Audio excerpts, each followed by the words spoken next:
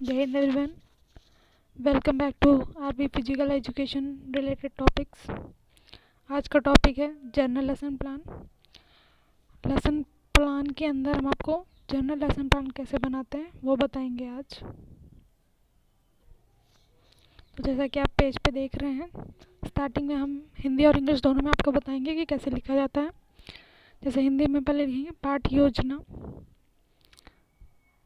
Lesson plan in physical education, शाही शिक्षा में पाठ योजना। जो भी आपको लेना है हिंदी इंग्लिश उसमें आप लिख सकते हैं। आप हिंदी में लिखना चाहते हैं तो आप हिंदी में सारा लिखिए, इंग्लिश में लिखना चाहते हैं तो इंग्लिश में लिखिए। ये पहला पेज है, फ्रंट पेज हमारा। तो इसके अंदर सबसे पहले लिखते हैं आंतरिक बाह्य पाठ्य योजना। आंतरिक है या बाह्य, यानी कि इंटरनल है या एक्सटर्नल लेसन प्लान है, तो हमें उसमें लिखना होता है कि कौन सा लेसन प्लान है।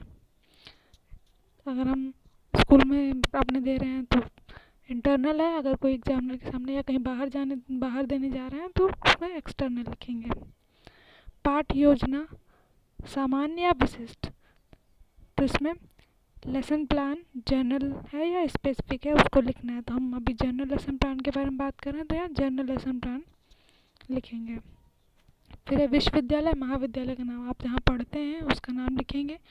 Name of the university and college, तो आप जिस भी कॉलेज में या यूनिवर्सिटी में पढ़ते हैं आप उसका नाम लिख सकते हैं।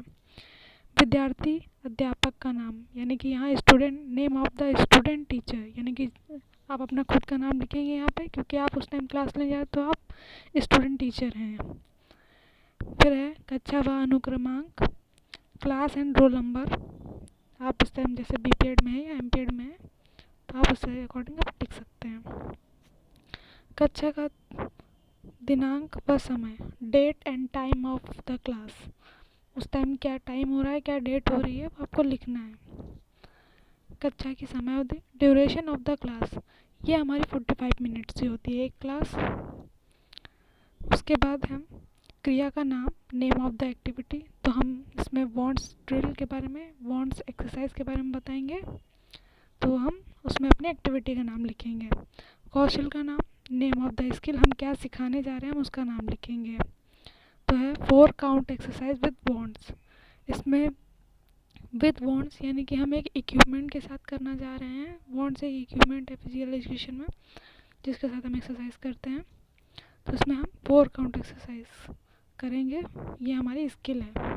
उसके बाद है विद्यार्थियों की आयु, लिंग, कक्षा, यानी age, sex, class of the student, मतलब तो उसमें हमें लिखना होगा एज क्या है, किस अकॉर्डिंग एज है बच्चों की, उस जैसे एक मिनिमम, जैसे एक मान लेते हैं 20 ईयर का बच्चा है और एक 25 का, तो 20 to 25 लिख देंगे। उसके बाद मेल फीमेल कितने हैं उसकी काउंटिंग लिख देंगे, और कौन सी क्लास के हैं, बी पेड के हैं, एम पेड के, वहाँ पर लिख देना है। उसके बाद है विद्यार्थियों की कुल संख्या, total number of the student, तो आपकी क्लास में जितने भी बच्चे होंगे वो आप लिख देंगे। अनुपस्थित विद्यार्थियों की संख्या, नंबर ऑफ द एब्सेंटीज, मान लेते हैं आपकी क्लास में 50 लोग हैं और 10 गायब हैं और 40 आ रहे हैं, तो आप उनका मेंशन कर सकते हैं। और उसी तरह लिखेंगे कि कोई बच्चा अस्वस्थ है यानी कि सिक है तो उसका नाम या नंबर डाल सकते हैं, या फिर आप अगर नहीं कोई सिक है तो उसमें 0 कर सकते हैं।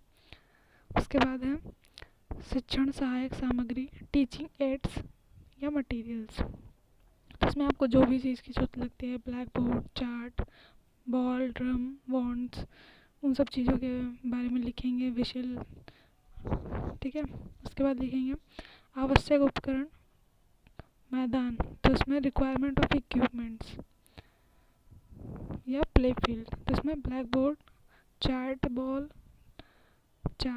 बॉल, मार्बल डेस्ट, विशल, और जितना आपको फील्ड चाहिए होती है उसका मेजरमेंट यहाँ पे लिखते हैं।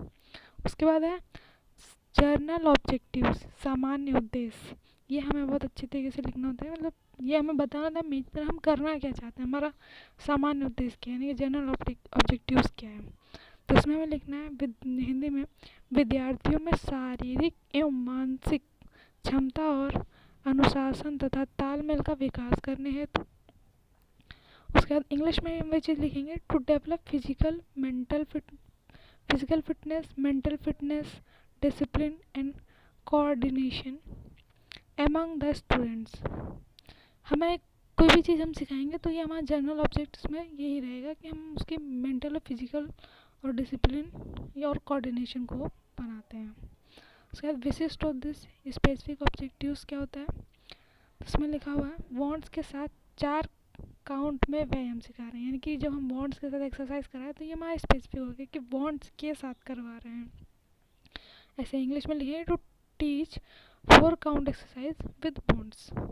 ठीक है, उसके बाद हो गया पर्यवेक्षक, परीक्षक का नाम, name of the supervisor examiner, जो भी आपका एग्जामिनर होगा या सुपरवाइज़र होगा उसका नाम लिखेंगे आप। उसके नीचे थोड़ा स्पेस देके जैसे आप देख रहे हैं पर्यवेक्षक परीक्षक के हस्ताक्षर, उसमें ऊपर वहाँ पे आप लिख देंगे सिग्नेचर ऑफ द सुपरवाइज़र या एग्जामिनर, उसके बाद टीचर अपना साइन कर देगा। उसके बाद उसी के दूसरी साइड लिखेंगे विद्यार्थी अध्यापक के हस्ताक्षर, student of the signature of the student teacher, जो कि आप अपना खुद का सिग्नेचर वहाँ करेंगे।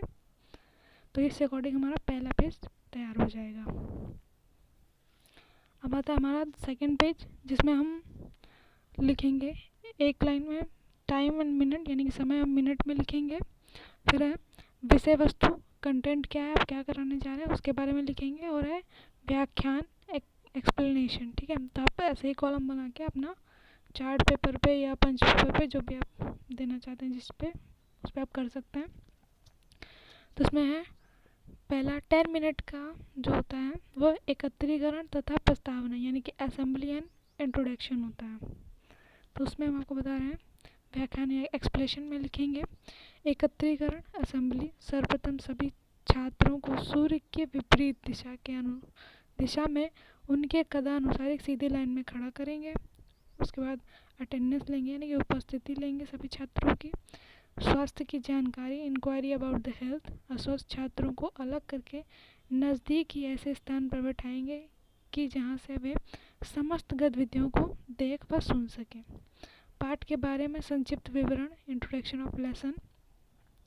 शिक्षक सभी छात्रों को अपने कार्यक्रम से अवगत कराएंगे कि वो क्या करवाने जा रहे हैं, कौन सी एक्सरसाइज करवाने जा रहे हैं और कौन से इक्विपमेंट के साथ करवाने जा रहे हैं, आपको थोड़ा सा बता देंगे, इंट्रोडक्शन दे देंगे। उसके बाद हम कंटेंट में लिखेंगे सामान्य ऊष्माजनक व्यायाम, जिसको हम जनरल वार्मिंग अप कहते हैं, हम वो करवाएंगे। तो एक्सप्लेनेशन में लिखेंगे सामान्य ऊष्माजनक व्यायाम जनरल वार्मिंग अप सभी छात्रों को व्रत अथवा मुक्त संरचनाएं गोले में भी या फिर फ्रीली करवा सकते हैं व्यायाम तथा दौड़ने आदि की क्रियाओं के साथ सामान्य ऊष्माजनक व्यायाम करेंगे। पहले हम थोड़ा वॉकिंग कर लेंगे, रनिंग कर लेंगे, उसके बाद नॉर्मल एक्सरसाइज कर लेंगे हेड टू टो या to to head.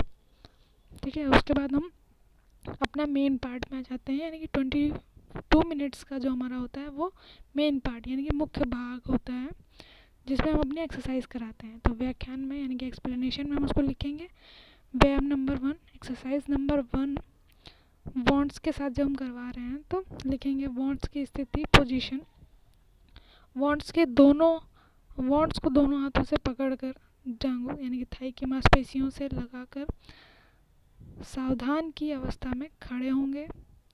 On count 1 दोनों हाथों से वॉन्ट्स को पकड़कर सीने के समांतर रखेंगे, हाथ तथा कोहनी यहाँ सीधी रहेंगी। ऑन काउंट 2 इनमें दोनों हाथ आसमान की ओर और सिर के ऊपर ले जाएंगे और नज़रें सामने होंगी। ऑन काउंट 3 इसमें पुनः काउंट 1 की स्थिति में आ जाएंगे। ऑन काउंट 4 इसमें वापस सावधान की स्थिति में आ जाएंगे। जैसे कि आप अभी देख रहे हैं ऑन काउंट 1, 2 एंड 3 एंड 4 जो भी इसमें लिखा हुआ है, इसी तरह हम आपको मतलब जो हमें करवाते हैं लेसन प्लान के अंदर डेमोन्स्ट्रेशन, तो जो हम स्टूडेंट्स को करवाते हैं बाई पार्ट में, तो हम अपना पूरा एक्सप्लेनेशन बच्चे को देते हैं तो ये बच्चा अच्छे से उसको कर पाता है। अब हम इसके डायग्राम आपको दिखाएंगे, जिस पेज पे हम लिख रहे हैं उसके सामने पेज पे हम उसका डायग्राम भी बनाएंगे। जैसा कि आप लोग देख रहे हैं इसमें शिक्षा विधि, मेथोडोलॉजी, क्लास फॉर्मेशन, उसी के साथ ही ये जो जैव यांत्रिक विश्लेषण लिखा हुआ है ये आप लोग को नहीं लिखना है।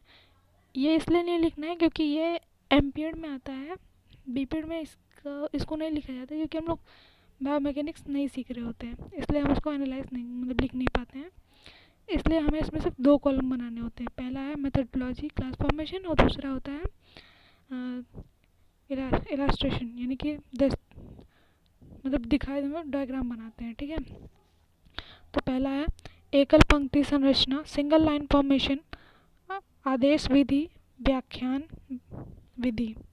ठीक है, उसके बाद कमांड मेथड, लेक्चर मेथड हम इनका यूज़ करते हैं। हम बताने के लिए जब जो अटेंडेंस लेते हैं तो कमांड मेथड का यूज़ करते हैं। लेक्चर मेथड का जब इंट्रोडक्शन देते हैं तब यूज़ करते हैं। उसके बाद होता है जब हम एक्सरसाइज करवाते हैं तो हम मुक्त संरचना या फ्री फॉर्मेशन या फिर सर्कल फॉर्मेशन करवाते हैं। तो जैसे आप देख रहे हैं सूर्य के विपरीत दिशा में बच्चे खड़े हैं और टीचर सूरज के सामने खड़ा होता है। ठीक है, उसके बाद आप नीचे देख रहे हैं सावधान की स्थिति में वॉन्ट्स पकड़े हुए हैं, उसमें लिखा हुआ है जैसे कि आप यहाँ पे देख रहे हैं सावधान की स्थिति में, फिर काउंट 1 की स्थिति में, 2 की स्थिति, 3 की स्थिति और 4 की स्थिति। इसी अकॉर्डिंग हमने वहाँ पे एक्सप्लेनेशन लिखा था, अब यहाँ पे इलास्ट्रेशन है जो डायग्राम के थ्रू आप देख रहे हैं। ऐसे ही आपको उस पेज पे बनाना होगा। आप अपना डायग्राम दिखाएंगे कि आप ऐसे एक्सरसाइज करवाएंगे बच्चों को। ऐसे इसमें जहाँ पे फॉर्मेशन लिखा है मेथडोलॉजी वहीं पे लिखेंगे द्वितीय पंक्ति आधा मोड़, यानी कि double line and half turn formation करवाई गई है बच्चों को। उसके बाद आप कोई भी फॉर्मेशन ले सकते हैं, कुछ ज़रूरी नहीं जो इसमें लिखी वही आप ले सकते हैं। पूर्ण अंश, पूर्ण विधि, प्रदर्शन विधि, अनुकरण विधि, इसमें होल पार्ट होल मेथड, इसको पूर्ण अंश पूर्ण विधि को होल पार्ट होल मेथड बोलते हैं। और डेमोन्स्ट्रेशन एंड इमिटेशन, डेमोन्स्ट्रेशन जब हम दिखाते हैं कि हमें ऐसे एक्सरसाइज करनी है, ये हमारा डेमोन्स्ट्रेशन हो गया। उसके बाद हम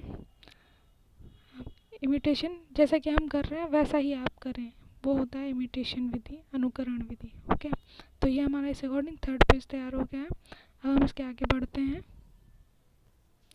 ऐसे ही हम अपना 2nd एक्सरसाइज लिखेंगे, जैसे हमने अपनी 1st एक्सरसाइज लिखी है, और उसके बाद हम आपको 2nd एक्सरसाइज बता देते हैं। ऑन काउंट वॉन्ट वांस के साथ आप कोई भी लिख सकते हैं, जो भी आपको आती है और जो भी आप एक्सप्लेन कर सकते हैं वो आप अच्छे से लिख सकते हैं। ठीक है, ऑन काउंट वॉन्ट, वॉन्ट्स के साथ दोनों हाथ सीधे तथा सीधे के सामने एवं धरातल के समांतर होंगे और नज़रें सामने की ओर होंगी।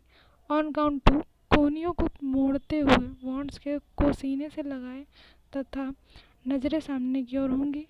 ऑन काउंट 3, दोनों हाथों को पुनः काउंट 1 की स्थिति में ले जाएंगे। ऑन काउंट 4, इसमें वापस सावधान की स्थिति में आ जाएंगे। दोनों व्यायाम को एक साथ तारमता रूप से कराना। कॉम्बिनेशन ऑफ बोथ एक्सरसाइज, जब हम दोनों एक्सरसाइज अच्छे से सिखा देते हैं उसके बाद हम दोनों एक्सरसाइज एक साथ करवाते हैं, इसी को combination of exercise both exercise कहते हैं। इसमें प्रथम और द्वितीय व्यायाम को एक साथ कराते हैं। प्रथम व्यायाम को 16 काउंट में अभ्यास कराने के साथ ही उसी लय में द्वितीय व्यायाम को भी कराते हैं। जैसे कि हम पहले 16 काउंट तक एक्सरसाइज करा देते हैं, उसके बाद नेक्स्ट एक्सरसाइज भी उसी काउंटिंग में करवाते हैं उसी के साथ। जब हमारा मेन पार्ट यानी कि मुख्य भाग पूरा हो जाता है, एक्सरसाइज कंप्लीट हो जाती है, तो 10 मिनट का हम रिक्रिएशनल एक्टिविटी कराते हैं, जिसको हम हिंदी में मनोरंजनात्मक क्रिया कहते हैं। उसके बाद हम इसमें कोई भी, जैसे हम बचपन में अपने गेम खेलते थे या कोई भी आपको गेम अच्छा लगता है वो गेम करवा सकते हैं। कोई ज़रूरी नहीं कि जो इसमें लिखा है वही आपको करवाना है। आप कोई भी जो भी गेम आपको अच्छा लगता है वो आप लिख सकते हैं। बचपन में छोटे भी हम लोग सभी लोगों ने ऐसे गेम्स खेले हुए हैं, तो वो आप लिख सकते हैं। इसमें हम आपको बता देते हैं जो भी लिखा हुआ है। मनोरंजनात्मक खेल, recreational game, hit and out. इसमें छात्रों को एकत्रित करके 2 दलों में बांट लेंगे। फिर एक दल को गोल घेरा बनाकर खड़ा कर देंगे तथा दूसरे दल को घेरे के अंदर भेज देंगे। दोनों दलों को 3-3 मिनट का समय दिया जाएगा। जो दल घेरा बनाकर खड़ी है उन्हें एक बॉल दे दी जाएगी। इस दल के खिलाड़ियों के द्वारा विपक्षी दल जो कि घेरे के अंदर खड़ी है उसको गेंद से मारकर आउट करना है। जैसे ही गेंद विपक्षी दल को लगी या छुएगी वह खिलाड़ी स्वतः आउट हो जाएगा। इस प्रकार जो टीम दूसरी टीम के ज़्यादा खिलाड़ियों को आउट करेगी वह टीम विजेता रहेगी। तो इस तरह हमारा रिक्रिएशनल एक्टिविटी पूरी हो जाएगी 10 मिनट्स के अंदर। उसके बाद हमारा फिर से 3 मिनट का पुनः एकत्रीकरण यानी कि रीअसेंबली होगी, जिसमें कि हम पूछेंगे कि आप जो हमने सिखाया वो आपको समझ में आया या कोई भी क्वेरी है तो उसको सॉल्व करेंगे। और उसी में रीअसेंबली में हम क्या करें, मनोरंजनात्मक खेल के पश्चात सभी छात्रों को एकत्र कर पाठ में कराए गए व्यायाम के बारे में पूछेंगे। यदि किसी छात्र को कोई प्रश्न होगा तो उसका समाधान करेंगे। उसके बाद समाधान करने के बाद हम डिसमिसल यानी कि विसर्जन करेंगे। विसर्जन डिसमिसल अंत में सभी छात्रों को विसर्जन का आदेश देंगे और सभी छात्र दाएं मुड़कर अपना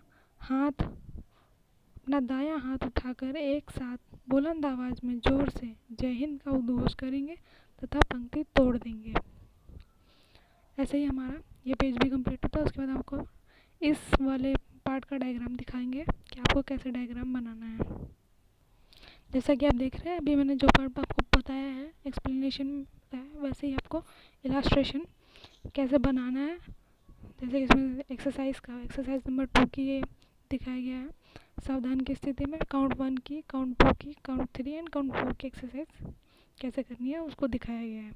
उसके बाद जब आपने रिक्रिएशनल गेम कराया है तो वो सर्कल फॉर्मेशन में कराया है, वो आपको दिखाना है यहाँ पे।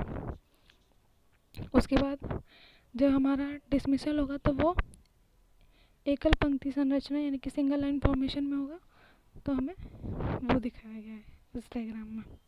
अब हमारा बचा है लास्ट पेज, तो हम आपको लास्ट पेज समझाते हैं आपको कैसे लिखना है।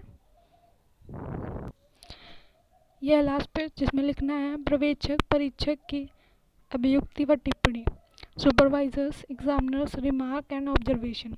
इसमें जो भी लिखा है इधर साइड में तो हमें सिर्फ इसकी हेडिंग लिखनी है, बाकी जो भी आपका एग्जामिनर होगा, टीचर होगा, वो भी आपको रिमार्क देगा। इसमें आपको कुछ नहीं लिखना है, इसमें आपको सिर्फ हेडिंग्स लिखनी है। जैसे कि लिखना है फर्स्ट नंबर पे प्लानिंग एंड प्रिपरेशन, योजना तथा तैयारी।